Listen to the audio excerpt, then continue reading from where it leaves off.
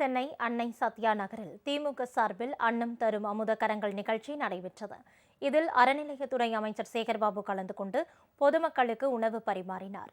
பின்னர் செய்தியாளர்களை சந்தித்த அவர், பிப்ரவரி 20 முதல் திமுக சார்பில் அன்னம் தரும் அமுதக்கரங்கள் நிகழ்ச்சி சென்னையில் நடைபெறுவதாக தெரிவித்தார். தமிழ்நாட்டில் எல்லோருக்குமான அரசாக திமுக அரசு செயல்பட்டு வருகிறது. அதனால்தான் வட மாநிலத்தவர்களுடன் தாம் தீபாவளி திருநாளை கொண்டாடியதாகவும் அமைச்சர் சேகர்பாபு விளக்கமளித்தார். இந்தியை படிக்கக்கூடாது, இந்தி மக்களை நேசிக்கக்கூடாது என்பது அல்ல. தமிழகத்தின் மீது வலுக்கட்டாயமாக இந்தி திணிக்கப்படுகின்ற பொழுது அதை எதிர்க்கின்ற இயக்கம் எங்களுடைய இயக்கம்.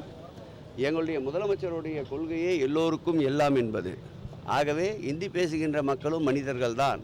அவர்கள் இந்த நாட்டினுடைய மக்கள். மாண்புமிகு தமிழக முதல்வர் பொறுப்பேற்ற போது அவரிடம் என்ன கூறல் என்று கேட்டபோது அவர் சொன்ன வார்த்தை, எனக்கு வாக்களித்தவர்கள் இவருக்கு வாக்களித்தோமே என்று மகிழ்ச்சி அடைகின்ற வரையில் என்னுடைய சாதனைகள் தொடரும். எனக்கு வாக்களிக்காத மக்கள் இவருக்கு வாக்களிப்பதற்கு நாம் தவறிவிட்டோமே என்று வருத்தப்படுவார்கள். எல்லோருக்குமான அரசு இந்த அரசு, எல்லோருக்குமான முதல்வர் நான் எப்படின்று எங்களுடைய முதல்வர் சொன்னதை போல் எல்லோருக்குமான கட்சி திராவிட முன்னேற்றக் கழக கட்சி.